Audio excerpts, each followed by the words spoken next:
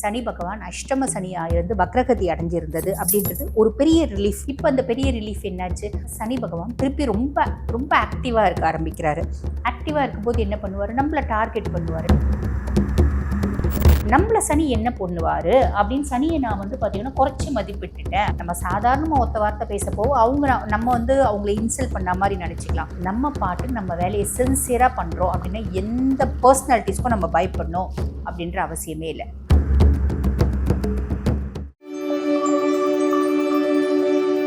சிம்ம ராசி அன்பர்கள், உங்களுக்கு இந்த சனி பகவான் வக்ர நிவர்த்தி அடைஞ்சிருக்கிறது என்ன மாதிரி பலன்களை கொடுக்கும்? சனி பகவான் அஷ்டம சனியாக இருந்து வக்ரகதி அடைஞ்சிருந்தது அப்படின்றது ஒரு பெரிய ரிலீஃப் அப்படின்னு சொல்லலாம் சிம்மராசி என்பர்களுக்கு. இப்போ அந்த பெரிய ரிலீஃப் என்னாச்சு, அதுலேயே அவரோட வக்ர பார்வை அப்படின்றது இருந்துச்சு. பட் பியாண்ட் தட் பெரிய ரிலீஃபாக இருந்துச்சு. இப்போ என்னாச்சு, இப்போ பாருங்க, சனி பகவான் திருப்பி ரொம்ப ரொம்ப ஆக்டிவாக இருக்க ஆரம்பிக்கிறாரு. ஆக்டிவாக இருக்கும்போது என்ன பண்ணுவார், நம்மளை டார்கெட் பண்ணுவார். நம்மளை டார்கெட் பண்ணி என்ன பண்ணுவார், பொதுவாக சிம்மராசி அன்பர்கள் பயப்படணும் அப்படின்ற அவசியம் இல்லை. ஒரு சிலர் ஜாதகம் கேட்கும்போது, அம்மா நீங்கள் சொன்னதை நினச்சி எனக்கு ரொம்ப பயமாக இருக்குமா அப்படிங்கிறாங்க. எதுக்கு பயப்படணும்? ஆக்சுவலி நீங்கள் பயப்படக்கூடாது, தெளிவாக இருக்கணும் அப்படின்றதுக்காக தான் நாங்கள் இங்கே பதிவே போடுறோம். புரியுதுங்களா? அப்போ சிம்மம் பொதுவாக எதுக்கு நாங்கள் சொல்கிறோம் அப்படின்னா, இந்த அஷ்டமத்து சனி ரிஷபம் எங்களுக்கு வரும்போது பாருங்க, பெருசாக அதில் மற்ற பிளானட் சப்போர்ட்டிவாக இல்லை. அப்போ நாங்கள் இழந்தது ஜாஸ்தி. அப்போ அந்த இழந்ததுனோட அனுபவம், அந்த வலி எந்த மக்களும் படக்கூடாது அப்படின்ற ஒரு நல்ல இன்டென்ஷன்ல இந்த விஷயம்லாம் கவனமாயிருங்க அப்படின்றோம். கவனமாயிருங்க அப்படின்னு சொன்னா, ஐயோ எனக்கு பயமா இருக்குன்னா எப்படி, என்னதான் பண்ண முடியும் இல்லைங்களா? ஸோ பெட்டரா இதை அண்டர்ஸ்டாண்ட் பண்ணிக்கோங்க. அஷ்டமத்து சனி என்னென்ன விஷயத்துல நம்மளுக்கு இம்பாக்ட் கொடுப்பான் அப்படின்னா, அந்த விஷயத்துல நம்ம காஷியஸா இருக்கணும். எனக்கு அந்த மாதிரி பாத்தீங்கன்னா அப்போ ஒரு பெருசா எனக்கு தோணலை. நான் என்ன நினைச்சேன், நம்ம பாத்தீங்கன்னா சிறந்த சிவ வழிபாடு பண்ணக்கூடியவங்க, ஆத்மார்த்தமான சிவபக்தர், சிவனடியார். நம்மள சனி என்ன பண்ணுவாரு அப்படின்னு சனியை நான் பாத்தீங்கன்னா குறைச்சி மதிப்பிட்டுட்டேன் அப்படின்னு தான் சொல்லணும். குறைச்சி மதிப்பிட்டு அதுக்கு மேல நான் நினைச்சேன், நான் கஷ்டப்பட்டு சம்பாதிக்கிற காசு கொடுத்தா கண்டிப்பா திரும்பி வந்துரும் அப்படின்னு சொல்லிட்டு கொடுத்து ஏமாந்த கதையும் இருக்கு. ஆக இந்த மாதிரி நீங்க உங்களுக்கு நடக்கக்கூடாது, நீங்க வருத்தப்படக்கூடாது அப்படின்றதுனால இன்றளவும் நான் அந்த காசுல என் கையில வரல. புரியுதுங்களா? உங்களுக்கு நடக்கக்கூடாது அப்படின்ற ஒரு நல்ல இன்டென்ஷன்ல உண்மையை சொல்றோம். தேவையில்லாம பயப்படக்கூடாது. புரியுதா? சரி, ஃபர்ஸ்ட் விஷயம், சனி பகவான் பாருங்க, நம்ம கையிருப்பு எவ்வளோ கையிருப்பா இருந்தாலும் அதை புடுங்க பார்ப்பார். யாரு? நமக்கு ஒரு காலத்துல ரொம்ப உதவி பண்ண நம்மளோட சொந்தம் அந்த மாதிரி இருக்கலாம். புரியுதுங்களா? இல்ல நம்மளோட ஃப்ரெண்ட்ஸ் இருக்கலாம். இல்ல பாத்தீங்கன்னா நம்ம ரொம்ப பாத்தீங்கன்னா யாரை ரொம்ப நம்புவோம். ஒரு சிலர் பாத்தீங்கன்னா மனசுக்கு பிரியமானவர்களா இருக்கலாம். இல்ல நம்ம குடும்பத்துல இப்ப நீங்க சிம்மராசி ஜென்னா இருக்கீங்க அப்படின்னா உங்க மனைவி வழி சொந்தம்.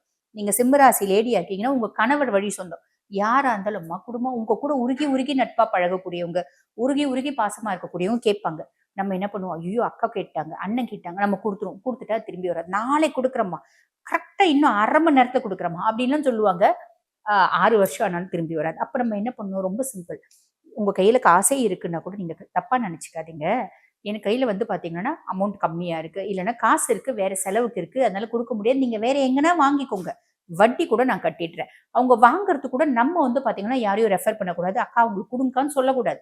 சொன்னா என்ன ஆகும்னா அவங்க கட்டலன்னா நம்ம தலையை தான் பிடிப்பாங்க இல்லைங்களா? ஆக இந்த மாதிரி விஷயங்கள் நீங்க கொஞ்சம் காஷியஸா இருக்காங்க. எங்கனாலும் வாங்கிக்கிட்டோம், ரொம்ப நெருக்கமானவங்களை அவங்களுக்கு அவங்க எவ்வளவு நாள் திருப்பி செலுத்துறதுக்கு முடியலையோ அவ்வளவு நாள் நீங்க வட்டி கூட கட்டுங்க, கையிருப்பை இழக்காதீங்க. மொதல் விஷயம். 2வது விஷயம், வேலை செய்யற இடத்துல சின்ன சின்ன குழப்பங்களும் சின்ன சின்ன பிரச்சனைகளும் வரதுக்கு வாய்ப்பு உண்டு. சின்ன சின்ன குழப்பங்கள் எப்படி வரும், இப்ப என்னோட ஹையர் அஃபிஷியல் என்ன வேணும்ட்டே ஃபோக்கஸ் பண்ணலாம். 15 வருஷமா அவன் தான் என்னோட ஹையர் அஃபிஷியல். 10 வருஷமா பாத்தீங்கன்னா அந்த பொம்பளை தான் என்னோட ஹையர் அஃபிஷியல். 10 வருஷமா எனக்கு ஃப்ரெண்டு.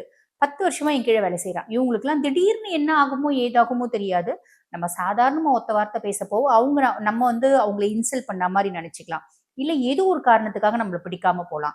இல்ல இப்பதான் புதுசா பாத்தீங்கன்னா மாற்றம் பெற்று வந்திருக்காங்க அப்படின்னா அவங்களுக்கும் நம்மளுக்கும் முன்ஜென்மத்து பக மாதிரியே அவங்க பிஹேவ் பண்ணுவாங்க. பிஹேவ் பண்ணி நம்மள டார்கெட் பண்ணிட்டே இருப்பாங்க. இங்க டார்கெட் பண்ணுது. நம்ம பாட்டு நம்ம வேலையை சின்சியரா பண்றோம் அப்படின்னா எந்த பர்சனாலிட்டிஸ்க்கும் நம்ம பயப்படணும் அப்படின்ற அவசியமே இல்லை. ஆக இந்த மாதிரி நடக்கிறதுக்கு வாய்ப்பு உண்டு. ஜஸ்ட் அதுல காஷியஸா இருங்க, பெருசா கவலைப்படணுன்ற அவசியம் இல்லை. 3வது, குடும்பத்துல சின்ன சின்ன குழப்பங்களும் சின்ன சின்ன பிரச்சனைகளும் எப்படி வரும் அப்படின்னா, இந்த புஷ்பானம் ஏத்தி வச்சா புஃப்னு ரொம்ப நேரம் அந்த ஃப்ளவர் பாட் வரும் பாருங்க, அதுலயே பாத்தீங்கன்னா ஏத்தி வச்சா புஃப்னு ஏறி அடங்கிட்டு உண்டு.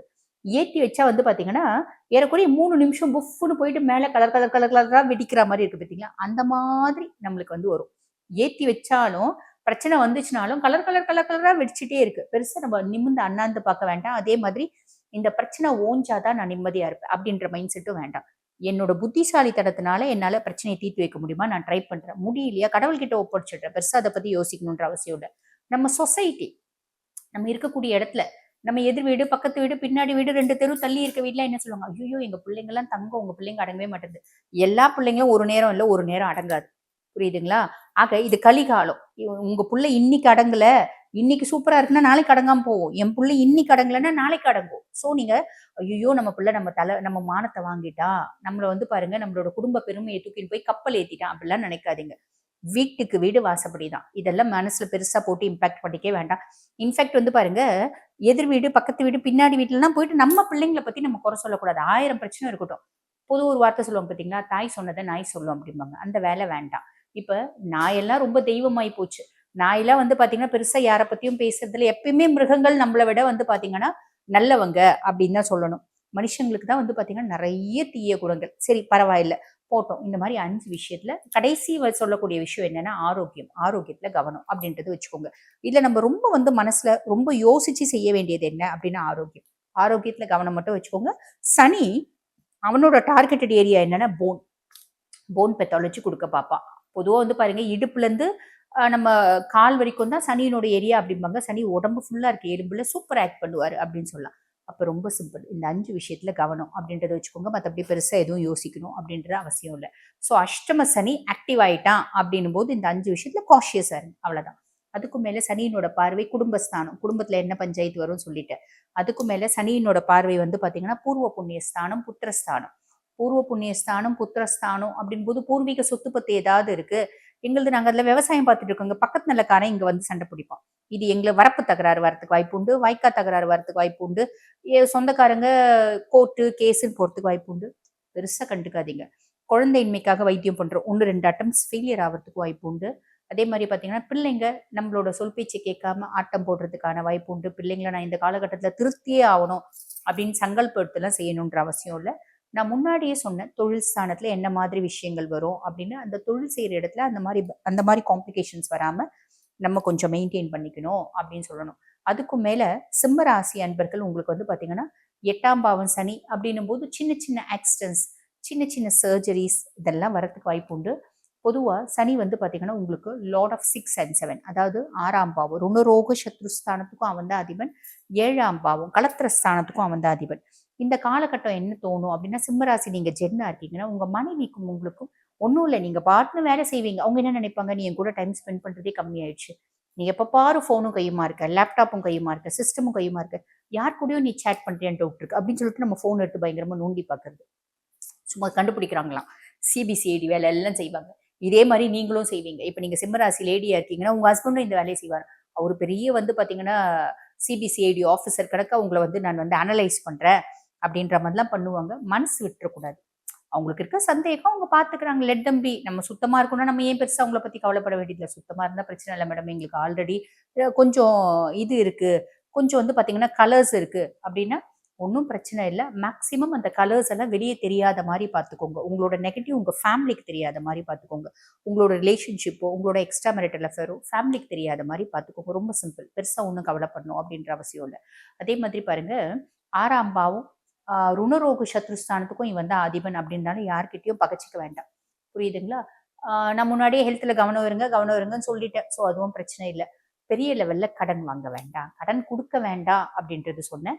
கடன் வாங்கவும் வேண்டாம். இந்த காலகட்டத்தில நெறைய பேர் கேட்பாங்க. கடன் வேணுமா? இப்பதான் வந்து ஒரு ஃபோன் நம்ம வச்சிருந்தா போதும். உடனே நம்ம நம்மளோட நம்பர்லாம் எப்படி வந்து மத்தவங்களுக்கு ஷேர் ஆகுது அப்படின்னு தெரியல. நம்மளோட சிபில் ஸ்கோர் முதல் கொண்டு சீக்ரெசி ஷேர் ஆயிடுது. அப்ப என்ன பண்றாங்க? இத வச்சுட்டு உங்களுக்கு வந்து சிபில் ஸ்கோர் இருக்கு மேடம்.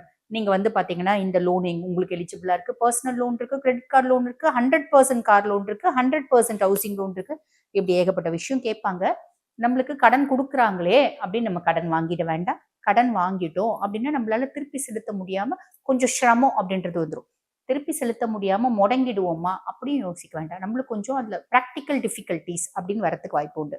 அப்ப பெரிய லெவல்ல கடன் அப்படின்றது வாங்க வேண்டாம். ஆக நான் சொன்ன சின்ன சின்ன விஷயங்கள் மட்டும் கொஞ்சம் காஷியஸா இருங்க. நான் முன்னாடியே சொன்ன மாரி, ஐய்யய்யோ! எனக்கு இப்படி பயம் வருது அப்படிலாம் பயப்படக்கூடாது. இந்த பதிவு எல்லாமே நான் திருப்பியும் சொல்றேன், நீங்க காஷியஸா இருக்கணும் அப்படின்ற பதிவு தான். புரியுதுங்களா? எப்பயுமே ஒவ்வொரு ராசிக்கும் நெகட்டிவும் இருக்கும், பாசிட்டிவும் இருக்கும். நெகட்டிவையும் சொல்லுவோம், பாசிட்டிவையும் சொல்லுவோம். நெகட்டிவ் எதுக்கு சொல்றோம் அப்படின்னா, நீங்க ஏமாந்துறக்கூடாது அப்படின்றதுக்காக. தெளிவா புரிஞ்சுக்கோங்க. இதெல்லாம் ஃபாலோ பண்றீங்க அப்படின்னா மட்டும் போதுமானது. சிம்ம ராசி அன்பர்கள் உங்களுக்கு நல்லது நடக்கும். நல்லது மட்டுமே நடக்கும். வாழ்த்துக்கள்.